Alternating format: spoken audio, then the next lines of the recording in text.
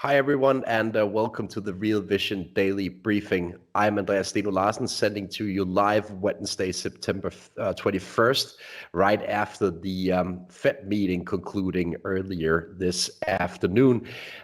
It was another strong message from the Federal Reserve, another rate hike of 75 basis points, and kind of a crystal clear message to the market. So we're going to discuss today whether it's time to wave goodbye to the so-called Fed pivot story. And I've invited Joseph Wang, also known as the Fed guy, to discuss this question with me today. Joseph, it's good to see you. Hey, Andres, thanks so much for inviting me. It's a pleasure to be here. Joseph, you watched the press conference with Jay Powell concluding just a few minutes ago. What's your impression of the message that he's trying to send to us today? I agree completely with your assessment, Andreas. Powell was doing his very best to kill the pivot narrative. Now, I think it's helpful for the audience to understand why this is so important. So the Fed acts through interest rates. It wants to slow the economy. It wants to slow the economy down in order to get inflation down. So the way that the Fed works is that it adjusts the overnight interest rates, but that also gets priced into longer term interest rates. Because if you're looking at the 2 year or the 5 year interest rates, how that is priced is in reference to what the market thinks is the path of Fed policy. So when the Fed hikes rates and you see the 2 year or the 5 year go higher, that's because the market expects the Fed to perhaps uh, keep hiking or at least maintain a certain level of interest rates. It's the market's expectation of the path of policy over the next few years. However, for most of the year, the market was thinking that even though the Fed was telling everyone that they were going to hike rates to get inflation down, the market was thinking that maybe Powell will panic and maybe start cutting rates next year. And so that was being priced into the markets. So even though the Fed was hiking rates, the market wasn't believing it. So interest rates were not going up that much through the belly, and thus preventing financial conditions from tightening as much as the Fed would like it to. Now, that's a huge problem because if the financial market conditions don't tighten, then the Fed can't slow the economy down to get inflation back under control. So what Powell has been doing since Jackson Hole is, as you suggested, trying to kill the pivot narrative in the markets. Powell has been unambiguously clear that they're going to stay higher for longer. And we saw that performance again convincingly and well performed today. First, we had Powell, of course, with the dot plots, moving the dot plots higher for next year, very clearly telegraphing that they are serious in keeping short-term interest rates higher, and the 2 year reacted accordingly. We see the 2 year above 4% now, and that's and of course, secondly, of course, was Powell pushing strongly against the narrative that he would uh, cut rates immediately when they would have a recession. And he does that by telling people very calmly and very clearly that, you know, he's willing to tolerate slower economic growth and higher unemployment. So that won't be a reason for the Fed to pivot. If we look at the market reaction to this press conference, it's pretty clear that we have a negative reaction in equity space. But I also find it interesting that we have a slight retracement in, for example, 10-year US bond yields. So if we look at the 10-year yield, it's trading just north of 3.5%, but actually a tad lower on the day. So what do you make of the price action after the press conference and the meeting here? So I think, as you mentioned, the price reaction in risky assets is completely as expected. So Powell is going to hike rates. It was a hawkish press conference. So obviously you would expect stocks to sell off, which they are pretty strongly, and I expect them to continue to. Now, the reaction in the 10 year is a bit more interesting. As you alluded to, over the past few weeks, the 10 year yield has been climbing, even when the stock market has been selling off. So it has not shown to be a safe haven. So if you were doing a balanced 60/40 portfolio, you were losing money on your bond side and your equity side. And it's been very I think, very painful for them. But today we seem to see a little bit more of that flight to quality back to the 10 year. It's always hard to know what drives price action because it changes from day to day, and there could be all sorts of reasons that I know. For all I know, somebody pressed the wrong button and they started to buy a lot of 10 years. But I think one narrative that I've heard is that part of the reason that the 10-year has been selling off is because inflation expectations have been rising. There are people in the market who think that maybe the Fed will not be able to get inflation under control. Maybe we have a repeat of the 70s and the 80s. And if that's the case, you really should not be holding the 10-year at 3.5. Now, with a Fed that is very uh, resolute in bringing down inflation, then if you are a longer term investor in bonds, you can be a bit more calm that maybe inflation will come back down to 2%.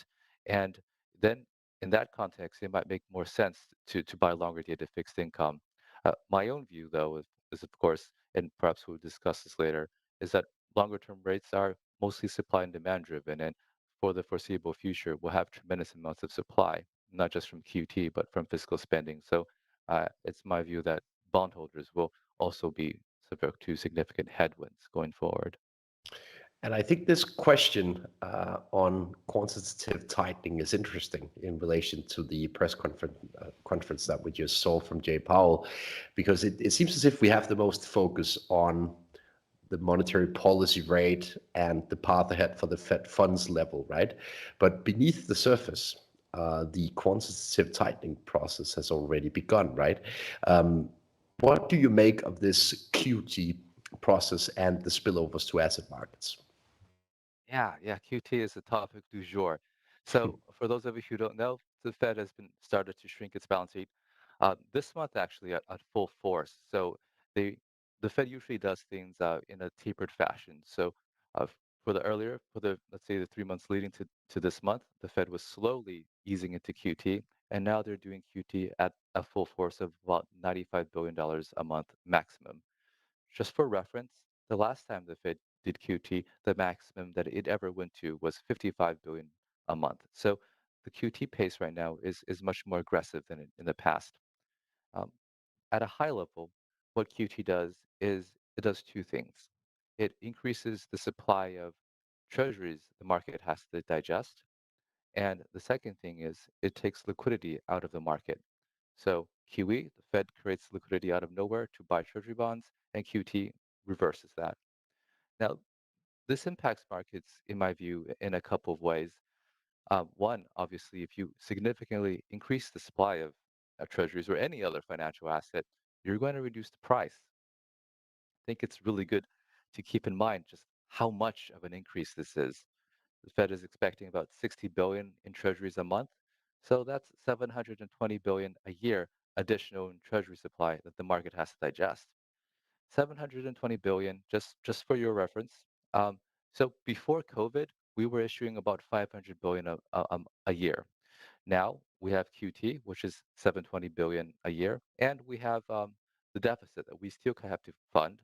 It's about 800 billion, I believe. So, we're looking at 1.5 trillion dollars in supply this year, the next, and for the foreseeable future, it's going to be very elevated.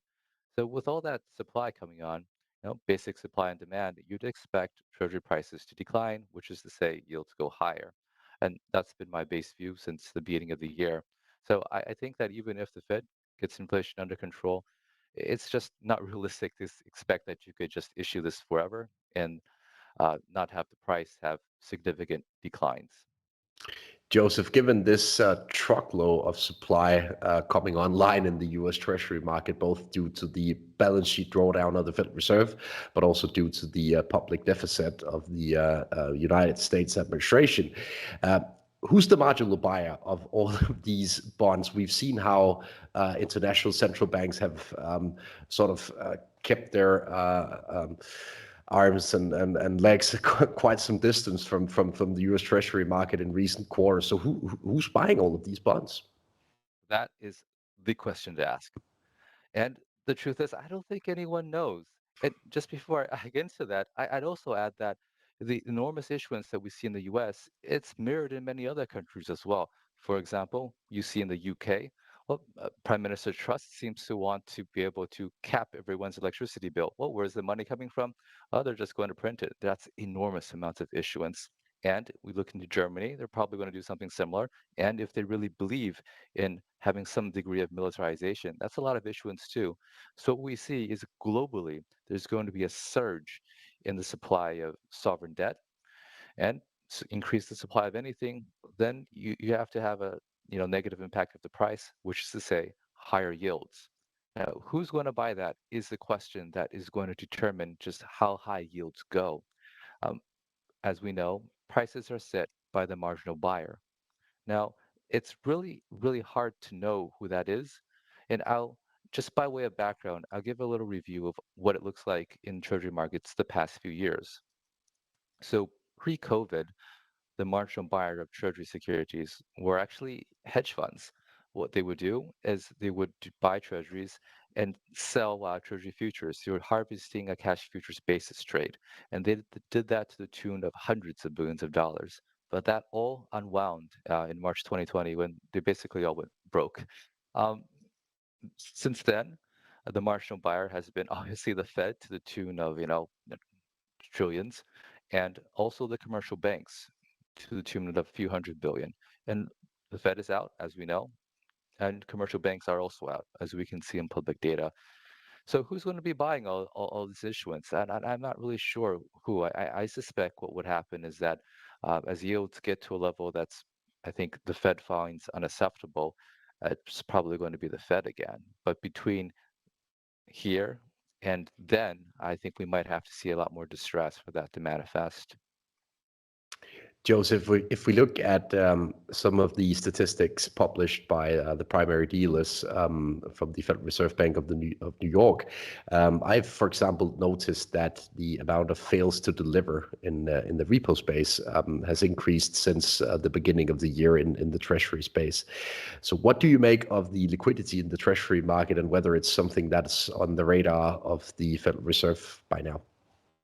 I don't. So the treasury market liquidity is something of primary concern.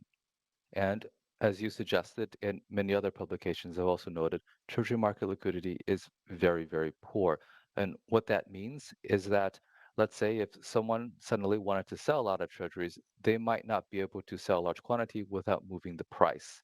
And so we saw this happen in March 2020, where everyone in the world suddenly wanted to sell their treasuries to get some cash to make their redemptions. And the market couldn't handle that. Price yields jumped higher, which is to say prices declined. And then eventually it went to a point where no one could sell anything because there was no bid. We're at a similar situation here, not quite as bad. But again, this goes to what I've been trying to say is that if we have so much supply and we don't know who's going to be buying it, and the market is liquidity is poor, you have the risk recipe of something that can be very, very disruptive, some potential of a crash, basically, in the treasury market. I think that sounds strange to many people. How could the treasury market crash? It's such a liquid market. But it has crashed before. If you remember, March 2020, and even before that, thinking it was 2014, we had the Treasury yield flash crash would have just dropped 150 basis points in a second. There's a lot of fragility there. Um, so when I was at the Fed, we saw a crash in the repo market. Now, for those of you guys who don't know, a repo market is a market where you borrow cash against treasuries. It is literally the most liquid, okay, most liquid treasury-like market in the world. So cash treasuries, maybe 600 billion a day. Repo, over a trillion a day. So it's very, very liquid market. And yet, in the repo market, we saw repo rates jump intraday from 2% to as high as 9%. That's tremendous volatility in a product that is not supposed to be very volatile. And if that's possible in the repo market, in my view, that greatly expands the possibilities of what we could see if there is a disruption in the treasury market. I wanted to play a soundbite for you, Joseph. It's from a discussion between the former head of the Kansas Fed, Thomas Honig, and Harry Milandri on the Real Vision platform a bit earlier this week. And Thomas has a few interesting points in relation to liquidity and quantitative tightening. So let's listen to it and get back to that discussion. There is concern that the effects will be more, bring a greater strain on the economy going through quantitative tightening than it did for quantitative easing, because you're going to be taking liquidity out of the market. The market has had a decade, more than a decade, in which to adjust to a very large Fed balance sheet and quantitative easing and low interest rates that resulted from that. And you have a whole equilibrium around that. You have the distribution of assets and so forth. You've had, because of that, asset values rise, the stock market rise, housing costs rise. That's not even talking yet about price inflation. That's the asset inflation. So now you have QT, and you're going to take that liquidity out, and you're going to see interest rates rise, not just from the policy on the Fed funds rate, but probably along the yield curve. And that will, I think, cause the stock market to values to at least not rise any longer, perhaps even fall. You already see interest rates on housing up close to 6%. That's going to slow the housing demand until new adjustments and equilibriums are brought. And that adjustment then also implies more pressure on employment. Now, right now, unemployment rate is very low, but if you have a slowing of the economy of any significance, that relationship of unemployment or employment to the population could change very easily. So those are the risks that come with quantitative tightening that are real. And I think as we get into it, we will see more volatility. The entire interview with Thomas Honig is already available for Essential Plus and Pro subscribers at realvision.com. So go and watch it if you want more. Joseph, back to you. I mean, to me, this is sort of a crystal clear signal being sent by Thomas Honig, the former head of the Kansas Fed. I mean, he's saying that liquidity is being pulled out of the system to an extent never seen before, and that we should expect repercussions for risk assets such as equities, but also the housing market. Do you concur with his views? Absolutely. And as I mentioned before, I think QT has two channels. Earlier, I discussed the channel where there's more issuance to digest, this higher rates. And as Honig mentioned, higher mortgage rates is part of that as well. Now, the liquidity aspect is also really important. So the way that I think about, well, one, overall, so when you put a lot of liquidity in the financial system, in the beginning, it seems like it's excess and no one really needs it. But if you have some extra money, you usually put it to use somewhere, either lending it to someone or someone borrowing it to do some kind of arbitrage. So what in the beginning is excess ultimately ends up getting used up. So the financial system seems to expand to take advantage of everything so that when you actually think is excess, it's not really excess anymore. That's just a kind of an overall view. But just purely from a mechanics point of view, how I think of the mechanism through which QE works is that so QE in QE, if I have a treasury, I sell it to the Fed, and at the end of the day, I have a bank deposit. So QE increases the amount of bank deposits in the financial system. Now, bank deposits and treasuries are not perfect substitutes. Treasuries are risk-free and they give you some yield. But a bank deposit, you take bank credit risk and also there's no yield. And so when the Fed does QE, it forces a lot of people to take bank credit risk and have no yield. And what they do to get around that is that they go and let's say they buy longer dated treasuries, maybe corporate debt, maybe even equities. So that's part of the mechanism in which I think QE causes risk assets and financial assets in general to go higher in price. When you do QT, you suck out that liquidity and you reverse that whole cycle. So, as Honig suggested, I also agree that risk assets will go lower. But on his comments on the economy, though, I think that actually this is exactly what the Fed wants to do. The Fed wants to slow the economy down. It wants to have a recession. That's how it would get inflation lower. So these tools, although blunt and also, although they do cause pain, are intentional. Joseph, one of the things that is being debated over and over currently is the amount of cash being parked at the sidelines ahead of this potential turbulence in equity markets. But one technical aspect of this discussion is the so-called reverse repo facility at the Federal Reserve. It's been almost overwhelming to watch the development in the amount of US dollars parked at this facility over the course of the past 18 months or so. And we still have around 2 trillions parked at this facility. To me, as far as I understand, this facility was implemented initially to sort of prevent money market rates from going into negative territory. But all of a sudden, this facility just gained and gained and gained in terms of its volume. What do you make of this amount of excess dollars being parked at this reverse repo facility? Is it something that could sort of act as a sugarcoating process in this whole QT debate? So that's a really good question, and I think that's exactly the line of thinking the Fed takes when they look at the reverse repo facility.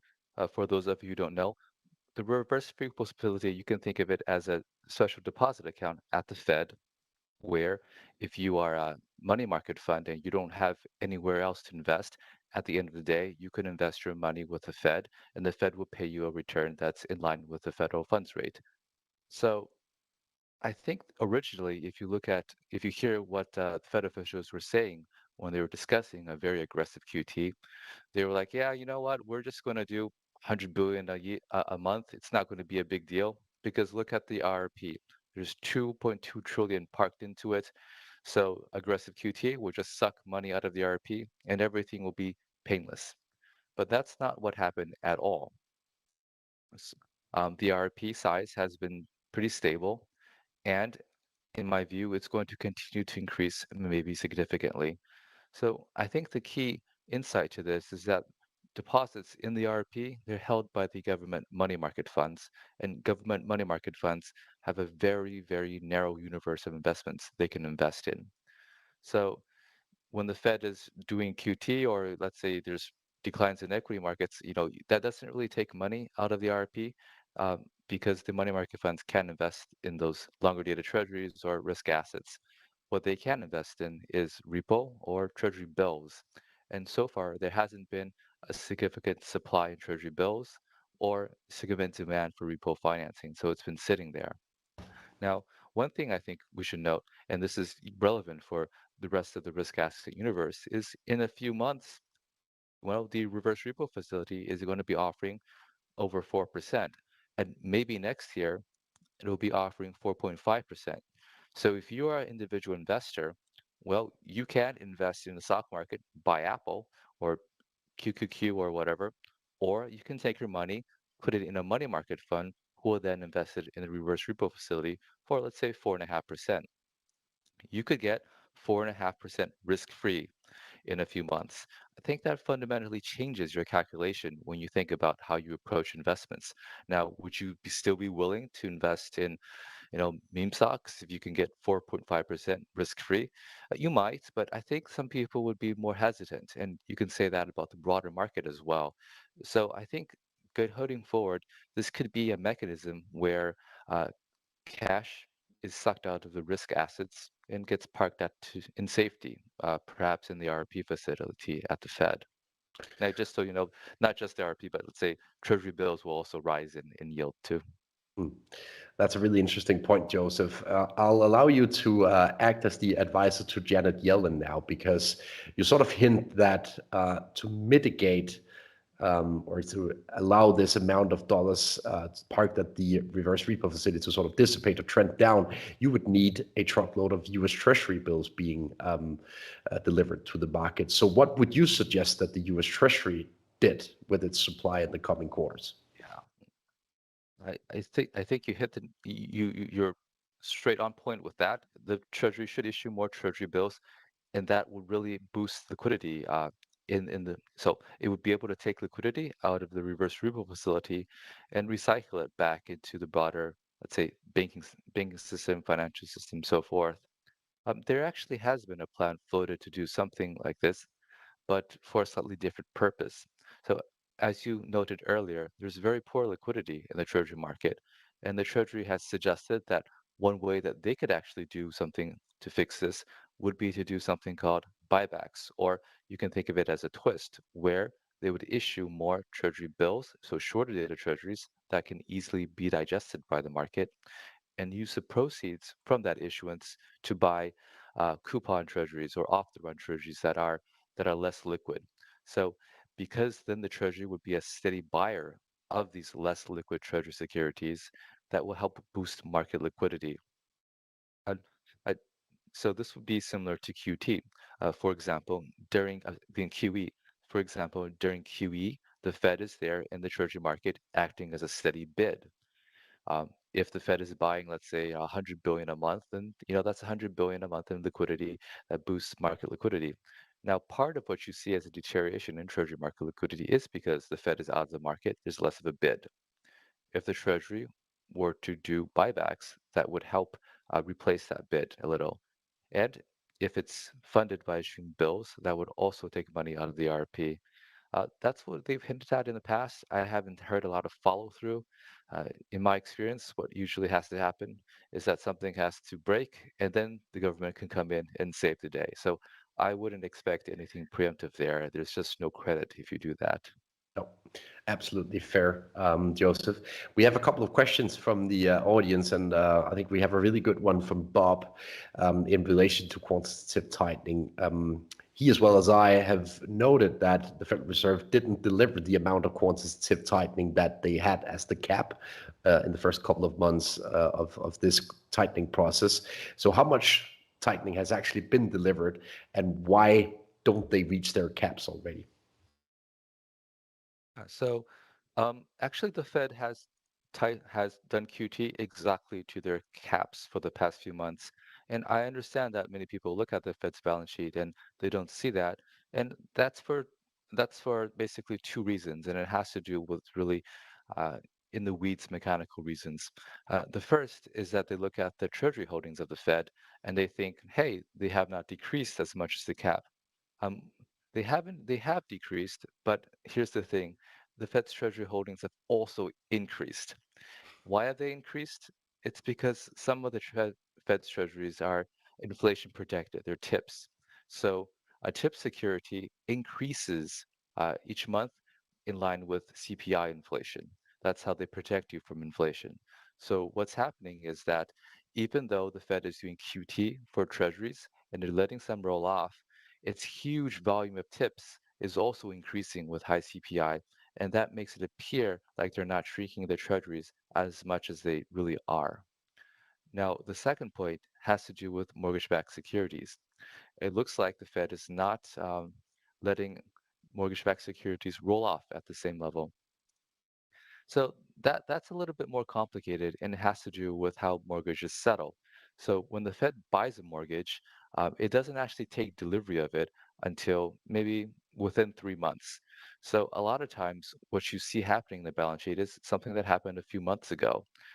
So you have to keep that in mind. The Fed actually, in their public data, has a very clear chart where they show how much mortgages they have committed to purchase but have not yet settled. That number has been declining steadily throughout the past few months. So when you look at the Fed's holdings, you add the mortgages they currently hold plus the ones that they have purchased but have not yet settled, you will see also a very steady decline. And this will become more pronounced going forward because the level of QT is going to become much more aggressive. We have a question from Chris on YouTube in relation to both the terminal rate and also the neutral policy rate of the Federal Reserve. Uh, we are quite clearly in restrictive policy on the policy rate now, at least compared to studies made recently on the so-called neutral rate, so the interest rate that is sort of neutral to economic activity. What's your take on this neutrality theme? Is it possible to measure it, and do we know whether we are in restrictive territory already, Joseph? Yeah, no, I don't believe in neutral rate at all, actually. That seems so silly to me. So so economists like to talk about the neutral rate as the rate where the real interest rate, where the economy is neither growing nor shrinking. So that's the rate where we're at neutral. But when I think about the economy, I think that its growth and depends on many, many factors. For example, what if a whole bunch of people suddenly don't feel like working anymore? They feel like sitting at home, as we do. So things like culture. Or what if we tighten banking regulations significantly so that a whole bunch of companies who want to grow can't get funding, even no matter what the interest rates are, then that affects it as well. Or what if we have new technology which fundamentally changes how efficient we are? So there's so many things that affect the real growth of the economy, and the price of money is just one out of many. Now, it's the only thing the Fed has some control over, so I understand that they emphasize it. But, it's like a machine with 100 levers. All of the levers are important. They all matter. We shouldn't just be focusing on this one thing. So, in my view, focus for the Fed to think that this neutral rate is so important, and if we get there, inflation will suddenly start coming down. I think it sets the stage for a potential huge policy error if that way of thinking is not actually um, in line with reality. Yeah, that's an absolutely fair point, Joseph. I'll try to sort of summarize my key takeaways from today's discussion on the Federal Reserve. One, we can basically wave goodbye to this pivot narrative after today's press conference. The Fed will be tighter for longer, and I deliberately say tighter for longer because it both means higher interest rates, but also tighter liquidity, which is why tighter and not higher for longer is the way to phrase it. And ultimately, Joseph, this is not good news for neither risk assets nor the housing market. Any final thoughts for the audience out there in relation to today's meeting? Now, Jay Powell is very unambiguous. Guys, I would recommend you guys to not be too aggressive in your risk taking. As you mentioned, they're going to be tighter for longer, and that has huge impacts for all of financial assets. Yeah, I've made it my trademark to always conclude the discussion in the daily briefing with a meme. And this is actually a meme that I saw for the first time during the spring of this year with Santa asking a girl for the Christmas wish. So she says that she wants a dragon, be realistic, says Santa. Then she asks for deposit rates to be higher than inflation. And Santa asks, what color do you want your dragon in? But I actually think that there is a chance that we will get the deposit rate above the inflation rate at some time early next year or so now, Joseph, don't you? Yeah, there is definitely that chance. Yeah. They do seem to be rising aggressively. I'd still rather have the dragon, though. Yeah, me too. Joseph, it was such a pleasure to discuss the takeaways from the Federal Reserve meeting with you. Thanks for joining. Bye, everyone. And my colleague Maggie Lake will be back tomorrow with Tavik Costa guesting the show. So see you tomorrow at the Real Vision Daily Briefing again.